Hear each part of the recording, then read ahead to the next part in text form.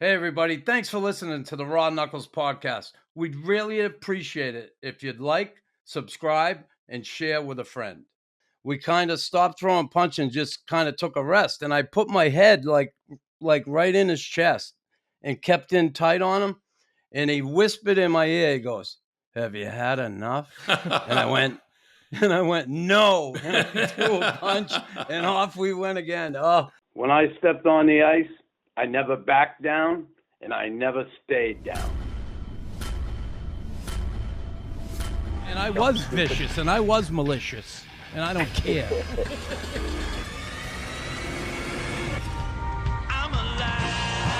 a freaking madman. Look at him going to town. That'll be a suspension. Yeah, there's the man who, Tim, Don Cherry, in 1986. Now, I grew up watching Don coaching the Bruins. Absolutely loved him. Loved his teams.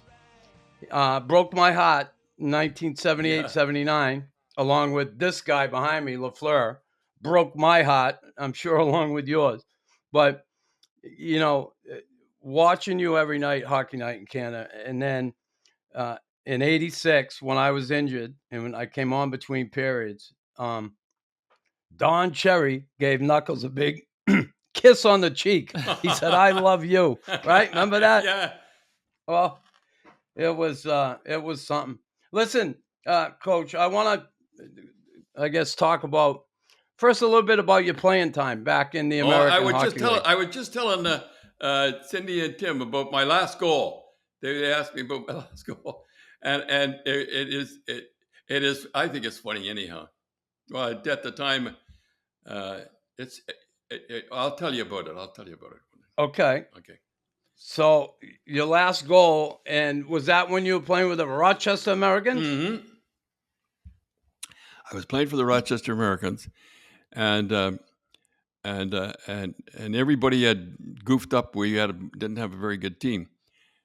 And he says, "Okay, Cherry, get out." And I hadn't played much, and I said, "Cherry, get out there and the power play." So I said, "Dear God, just don't let me make a fool of myself." A guy could come down on me and beat me and everything.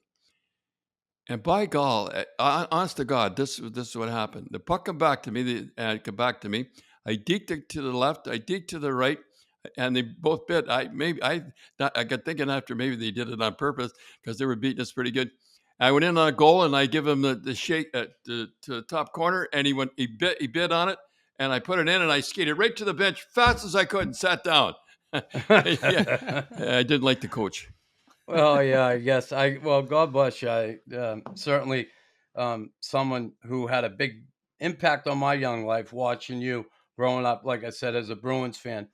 When I look back at those days and you coaching the Bruins, you had such a special relationship with number 4, Bobby Orr, and you still do to this day. Yeah. Can you tell us a little bit about that relationship and how that come about? Well, I remember when I was playing for Rochester, it must have been the same game, and we walked into the Boston Gardens, and I did not like Orr. I thought, you see him on television, he looked like a forward playing defense, and Yeah. you don't see it quite the same on television. And I remember walking up the glass, we were at warm up, the morning skate, and I saw Orr, and I couldn't believe it how he skated. I mean, it was just unbelievable. I just couldn't believe how he skated, and I never forgot that. I remember, and I went and got a picture of a great big poster, and he signed it. And Tim has it to this day. Keep lifting the weights or something like that, and I never forgot it. And I never did I ever dream I'd end up coaching him. And he had his greatest year playing for me. He never missed a game, and he had, I think it was 46 goals, 89 assists, and get this, a plus 134 or something like that. It's unbelievable. And Yeah. I mean, the guy that went this year, Makar, he was good. Don't get me wrong, he was a good hockey player. But you look out there, you'd have to look for him. You'd have to look for him. But you never did, Orr. And I always thought he was the greatest hockey player, and he is the greatest hockey player who ever played today because I've seen them all. Yeah. I couldn't agree more. Tim, No, what do I you was gonna think, say Tim? that I remember them hearing that. They're comparing McCarr to Bobby Orr, and now that you're talking about Bobby Orr, I was like, what did you feel about that comparison? But you're right. You kind of look for him. So You got to. it's I mean, you have to look out there. But with Orr, when you did that, or you just if your eyes would go right to him, and Yeah, I really believe he could have got more points. He used to give points away, goals away. He used to get guys that tip it, let on. He tipped that. He tipped that. He could have had over 50 goals. I mean, it was unbelievable. He was the most unselfish guy I ever saw. All he wanted. He used to get down there at 2:30 in the afternoon. A lot of people don't realize that. He used to get down there yeah, at 2:30 in the afternoon, and for the game that night, and he'd be half dressed and he'd be pacing himself. There was three guys that I know of that used to get down, and in Team Canada when I was there was Bobby Clark used to get down early, and Guy Lafleur. Guy yep, Lafleur used to be down early, puffing on a cigarette, and yep. and they're like caged tigers before the game, and I see the guys now, they're playing soccer out in the hall, and Yeah. it's unbelievable. But I do have a special relationship with him, and I just think he's the greatest hockey player I ever played, and I'm right. Yeah, you are right, and I couldn't agree more with that one. And Bobby, in coaching him back then, Don, was it like? I mean, what do you really have to do to coach him? Uh, Just change the lines. well, Really, I'm there's going to not tell you. much. I'm going to tell you a story. Yeah, This was in Moncton. It was an exhibition game, and I punk from Rochester up there coaching the Bruins, and I it was unbelievable that so he was on for a goal, and it was his fault. And when he get mad, he grabbed the puck, he went through the whole team and put it in the top corner. So I went down, like a coach usually does, and I said, "Nice goal." And he said, "Oh, thanks a lot, coach. Thanks a lot." Oh, if he had hit me with a sledgehammer, it couldn't have been any worse. So I never went down to him. I just let him go, and I never talked to him, and he just that's the way he wanted to. That's the way he wanted to be. He didn't want to be special. And I remember Tom Fitzgerald, the old writer, or what was it? yeah, Yeah, and yeah. I remember Harry said Fitzgerald's up here. He wants to see you, and he said, or goes in the dressing room or the trainer's room, and nobody else will go, and nobody will talk, and all the players used to go. So I said, okay. So he used to stay. And the reason he used to go he was always injured. Yeah, with the knee, always playing hurt. And in that time, in that era in Boston, obviously Harry being GM, how was that relationship, you and Harry? Like you both two hot ass guys, Yeah. right? Harry was a hot ass, and you were a hot ass. That some nights that must have been difficult. Well, the first couple of years, we were the best of friends. We were like out after. I looked forward to going out after him and everything, and having a few beers. And I don't know what happened. And the third year, I remember him telling me, "You revert to yourself to Don Cherry like you were in Rochester." I was okay. And I remember he said to me, he says, "Make me the heavy." So I was the heavy, all right. And I had a system. When you're in our end, the Yeah, thing was to get the puck out. Not yeah, don't start making plays, and I see them standing back in the net there and waiting for the change and everything like that. It's so funny. The game has changed so much. And Bobby, now that I think of it, used to play in that small arena. I mean, imagine yeah, if you had those big arenas, and like but he was the best. I'm telling you, he is the best, and ever yeah. was. I've seen them all. I've seen them right from. I was at everybody's training camp, except Chicago, and I've seen them all. I've seen right from 1950 on, and there's nobody compare with them. Now, as you can see, I'm in love with them. Yeah, you are. And I know he loves you back. There's no question about it. And we think of the game and back in that day, the game I grew up watching, the game I grew up playing. You know how I played the I game. guess so. And what do you think? What do you think of the game today and the way it's played? Well, I think that I think you want. Here's the thing that I think it's more vicious now. I was rough and tough before, but there was a sense of honor, and I think Yeah. it's more vicious now. And it all started in Canada, and they asked the mothers. I remember they asked the mothers. They said, "Do you believe in the hitting and the fighting?" And they said, well, first of all, they said, "Do you believe in safe hockey?" Well, naturally, the mother's going to say, "Yeah." So they took out all the hitting. So the guys do not know now how to hit, but they don't know how to take a hit, and Yeah. and they go up the up the center ice with their head down, and it's just too juicy. You know, some defenseman sees it and they fill him in. That's how they get hurt all the time. You know, I don't remember all the guys being hurt so much.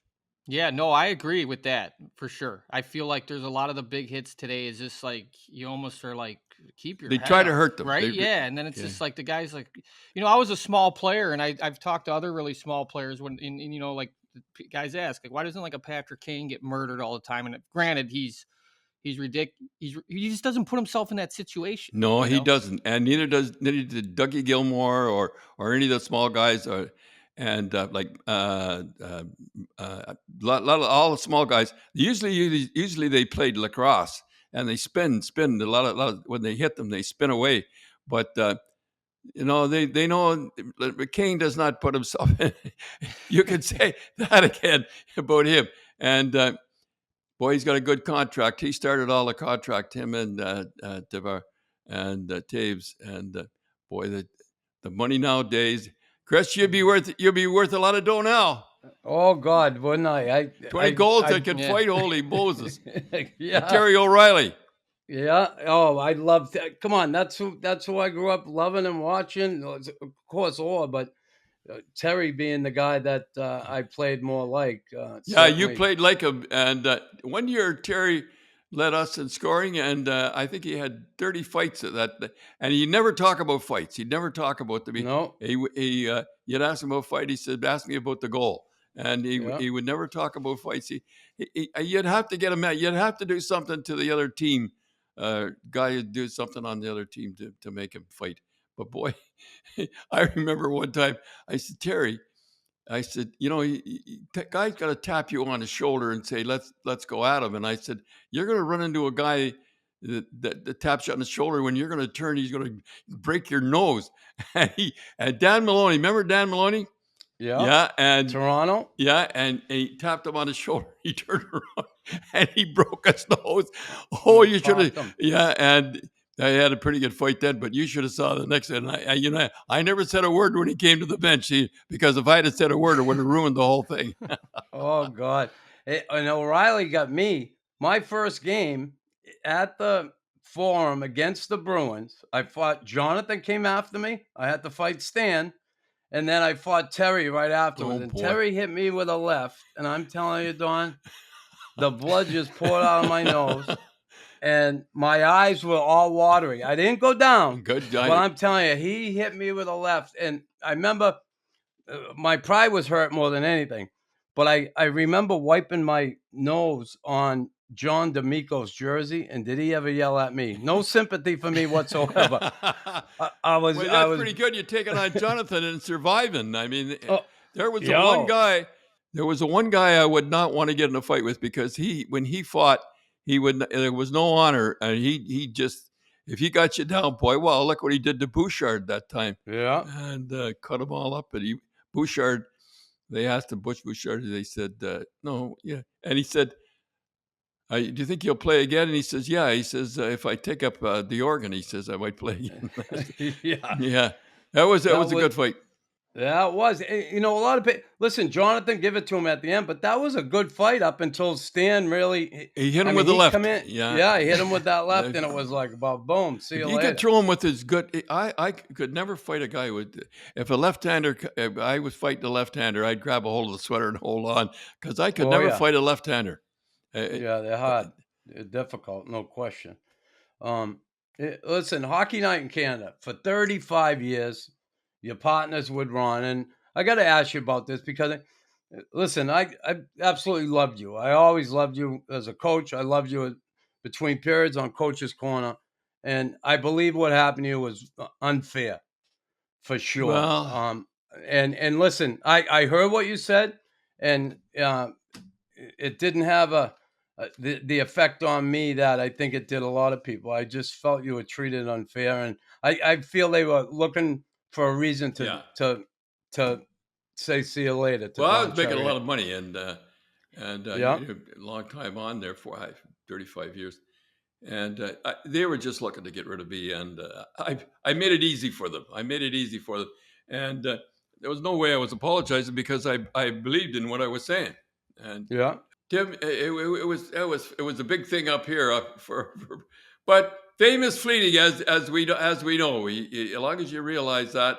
and a lot of kids grew up with me, and they still remember, I guess. But this, I don't do these here. This is the second one I've done, and I forget what I did the other one for. Oh, I know Ralph Mellenby when he died. So yeah. when Chris died on phone, Knuckles died on phone, I was there. Well, And you look good. You look good. Thank you, and you do too, as usual. Sharp as ever. Oh yeah, and- you have to get dressed. You have Yeah. to look good. How you feeling? Oh, I'm feeling pretty good. Good. I come over to Tim's all the time. We do a podcast Sunday morning. We've had 4 million people listen to it, and so must be doing something right. And Yeah, Tim edits it. He knows how to do all that stuff. I don't know how to do all that stuff. How do you like doing podcasting? Because this is kind of Well, it's easy for me. Tim does all the work, and I just go and tell stories. That's all. And Tim does all the work. Now, yeah, obviously, Don, you're an icon in hockey in Canada, and you got 4 million people following you. You leaving Hockey Night in Canada, you didn't lose a whole lot when Well, it comes to fans, right? well, I don't know about that. Hockey Night in Canada, I think they're trying to phase out Hockey Night in Canada, and Sportsnet trying to take over.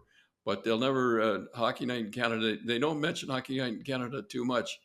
But this is a lot of fun. I wish I'd done this more. This is fun this morning. Hey Tim. Yeah, yeah, for sure. Hey, I'm gonna let you go here in a little bit. I just want to I'm ask having you. fun. Yeah, well, cool. That's good. I'm glad. If you have one regret, Grapes, over your career, if you look back as a coach, as an analyst, do you have any regrets? I don't know about regrets. I don't know whether the regrets or not. I maybe I learned how to count. No, I don't know. I don't think I have any regrets. I don't think so. I pray to the Lord every night. I hope everybody does, and the Lord works in mysterious ways. I had a tough time coming up. I was with Eddie Shore, as you know, for 3.5 years at his worst, and Yeah. and I often think of the Boston Bruins, Lynn Patrick, trading away a 22-year-old kid, and I went to training. I went to the training camp with my shoulder. I hurt my shoulder and it was still bleeding, and I couldn't shoot. And I remember a guy named Bill Quackenbush. Cruelest thing I think. I know the name. Yeah. Yep. The cruelest thing I ever had said to me was he called over. I can never forgot this. He called over Milt Schmidt, who was the coach at the time. And he said, "This guy's got a worse shot than me." Well, I couldn't shoot because it was my left shoulder, And Yeah. it was that was a tough. So I come up to a tough way. I paid my dues, and I got made coach halfway. Tim, you imagine this? I was playing with the guys, and I got made coach halfway through. But what happened was, and a lot of people don't realize how it's hard to coach. And I coached high school hockey, and we won the championship. But it's guys, high school hockey, and then I could fit. I knew how to run a practice. I knew how to change lines. I knew how the whole deal. But you imagine maybe in halfway through the season, being made coach of the That was in Rochester, Yeah, right? right, yeah. Coach? Yeah. That was 71, 72. You played 19 games, Oh, and then you took over coaching. How difficult was that for you? Because Oh. one minute you're playing with these guys, and now you got to tell them what to do. You know what's funny thing? It was a guy named Kenny Block was on there. He says, "You're going to be our next coach." I said, "But you stop! I just got earning not enough money. I got 11. I was making $11,000. I was so happy." I said, "Will you stop saying that?" And Kenny Block. And do you remember a guy named Kenny Block? No, he used to play a lot for us. Yeah, and I don't know what he's doing now. And he said, And he was a real good guy. And by God, and he was right. And what happened was why the coach changed. He was walking to the coach second period, and we were getting hammered or something like that. And a guy hit him. A guy stepped out of the crowd and just drilled him. So and I always phoned home if I was staying out late. And the one night I didn't phone home was that night. A guy named Bobby Blackburn. You remember the defenseman? Blackburn, yeah. Yeah. And him and I went out drinking, and I said, "Well, I'm going after this, and I'm going after the and they were going to make me coach that." I said, "Don't worry about a thing. I'm half in the bag." And I said, "Don't worry about a thing. When I come back, Rose, I'll be coach. You'll be coach." Oh, she bad. And Rose, she was really bad. I remember forget. I never the one time I didn't phone home. One time. And that's how your coaching career started, right? Rochester. I started in Rochester halfway through, and then I got coach of the year in the American Hockey League. And then Harry phoned me, and I turned it down. The first I imagine coaches the Bruins, and I tell you the truth, I didn't think I was qualified. Here I was coach of the year, and I didn't think I was qualified, but I was really something. I never forgot that. But I remember you when you played, boy. You could have played in my Bruins. Right? Look at that. You remember me? I was a saint. I was an angel. Oh, right? Yeah. My God, isn't that something? You got that, and that looks like you too. Back then, you were ready. You were ready to go with anybody. I'll tell you that. And you remember the time you went out and fought Brown, and Brown never had any shirt on. Yeah, he came out of and I think it was Lemieux did not want. Lemieux scored it, and you guys did. Remember, you tell that story. You know. I'll tell it. Yeah, you go ahead. It was Corson and Lemieux. What they did, we're playing the Flyers in the playoffs, and they had a superstition where after warm up, the Flyers would go off the ice, and they would go down, pass the puck once or twice, and then Lemieux would put it in the empty net, in the Flyers net. So Mike Keenan, who heard about this, said, "We're going to put a stop to this." And he dressed, it was at the Hospodar. Oh, he dressed like 4 extra guys. and sure enough, they leave the ice, and Hospodar and Chico Resch hid behind the bench, and they were watching, and they came back out in the ice, and they did it, and then they went out and attacked them, and of course, who ends up having to fight the toughest guy on the other team? Yeah, Brown. Me. That Brown was tough. He was a mean guy, and he had no sweater on. No sweater. I was just gonna say, yeah. He couldn't grab a hold. Yeah, no grabbing the left there, Grapes. Yeah, boy. Were you part of any brawls, Don? Like when you played or when you were coaching? Oh, I was. There was one in Rochester. It was unbelievable. Now let me. We took the leftovers of. I want to show that picture again. I love that picture. Yeah, it is. And you know what? It says, "To Chris, many thanks from your pals, Don and Blue Cherry." Yeah. And I've had this since. I've never ever had this away. It's always been in a frame, and I cherish that. I love listening to Boston accents too. Right? I remember that there, and boy, that was some brawl. Both teams were on the ice, and the referee, it was unbelievable. And after that, they had a linesman. I think they have a linesman out there for after that game, because there was no linesman out there to break that up. Boy, that was a beauty. And I remember Brown, he had no sweater on. I mean, Yeah, that was a tough one. Yeah, That was a tough how, one, how no do you, question. it was tough when you and him got in it, and you couldn't grab on. That was No, I was holding on his suspenders or his pants, like just grabbing so I yeah, could get some something. leverage. And I remember we fought, and then we go down. I get up, and I remember once, Don, you get a kick out of this. We had fought. We were going for about 10 minutes at the time, and then we kind of stopped throwing punch and just kind of took a rest. And I put my head like right in his chest and kept in tight on him. And he whispered in my ear. He goes, "Have you had enough?" And I went. And I went, no. And I threw a punch, and off we went again. Oh, He was God. nobody ever mentions that Brown. He was bad with a stick too. I think he got suspended for cross checking a guy from behind. Sandstrom, Thomas Sandstrom. Yeah, you remember? Yeah, Yep. he cross checked him from behind, and I think he got suspended, and he was never the same after that. Yeah, he was a sweetheart though, Yeah. Brown. I met him in Oh, yeah. retirement, and what a good guy. Well, all you tough guys are good guys. Right? Like you. How did that end, You're- Nux? Did that just end? Everyone's just like, wait, like, or did I don't know. I Yeah, the referee and linesman finally come out because they had to. I Yeah. think the league told them get out. They didn't come out because it was for the game, right? So we're not going to get involved in this. I think the league told them get your ass out there and stop that That's thing right. so we can start the game. The people that arrived early got a better show than I forget the game. I don't even know who won. They beat us. They Oh, did beat they? us. Flyers beat us. And Don, I got to tell you, I couldn't even move the rest of the like Brown sat in the bench the whole game. I had to play the whole game with Carbonell and Gainey. I couldn't even move. Yeah, he didn't I was play. junk. I know. You did play, and you got 20 goals, and imagine getting 20 goals and fought everybody in the league. How much you'd be making today? Holy smoke! Don't even think about it. We probably wouldn't be doing this podcast if that was the case. Yeah, you'd be out smoking cigars somewhere and relaxing. Yeah, but you got it. Things work out.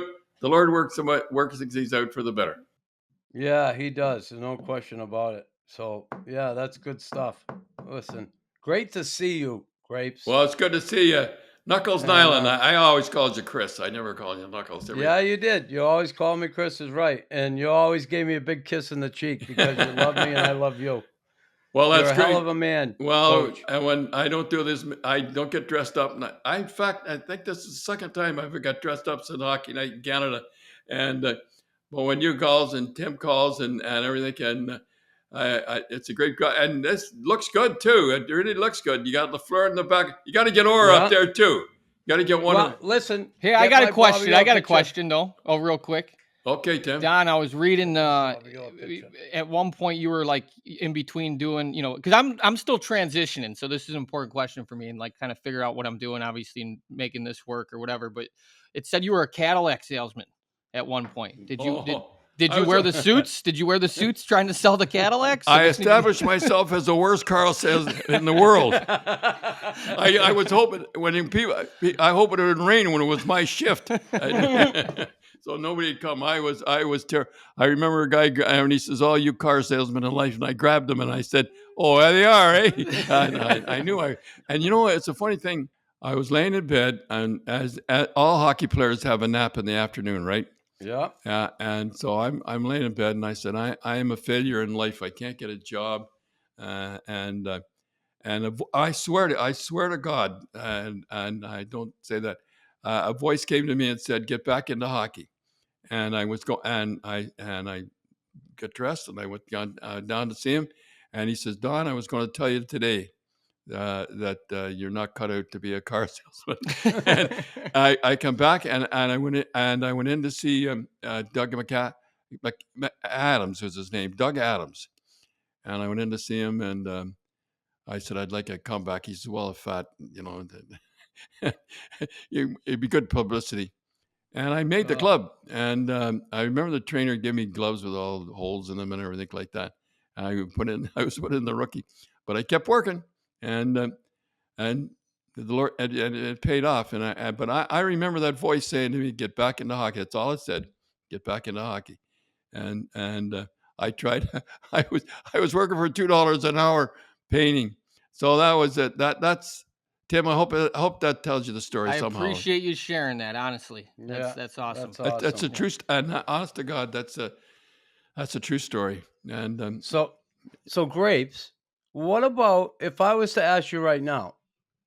You're going to be my coach today, okay? I want you to pick 5. Well, I want a starting lineup: a goalie, 2D, and 3 forwards that are going to go out and beat the Russians today. Who would you pick?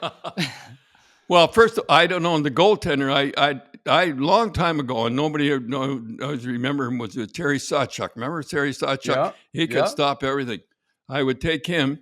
Although the goaltenders are pretty good now, they're big and they wear the equipment and everything. But Terry was, I thought Terry was good. I'd start Bobby Orr and Yeah. Doug Harvey. There you go. So there's the D. Doug That's- Harvey, Bobby Orr. Yeah, Love it. Couldn't, but it just Doug would give the puck to Bobby, and then it'd be all over. And, so at center ice, I'd have to put Gretzky.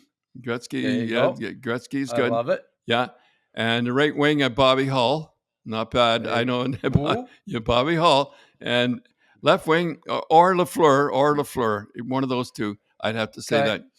And left wing, I don't know. There's so many good left wingers. I guess I'd put you, Chris. You'd straighten the guys All out. right. I'll play the off wing. He was waiting for that. Right on. He was waiting for that. No, I that's mine. And There he is. there he is. Right. Oh yeah, and he's ready to go. And Yeah. I couldn't believe how he skated. I just couldn't believe how him and Coffey could skate.